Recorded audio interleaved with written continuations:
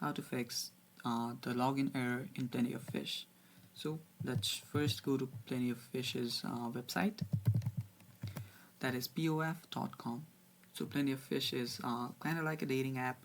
It matches you with people that you have similar interests and whatnot. So let's get started. First, let's go to the sign in page. Just click on sign in and you'll get redirected to this page right here. So when you try to enter your username right here, let me enter my username and password right here and log in, you'll get an error.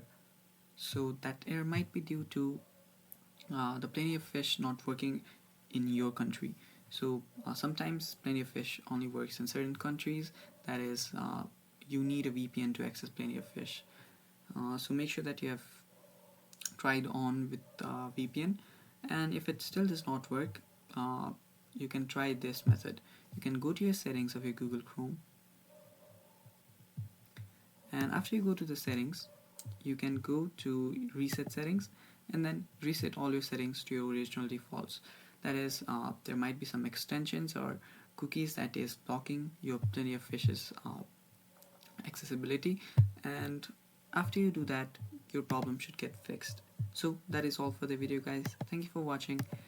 Stay tuned for more upcoming videos and take care. Bye bye.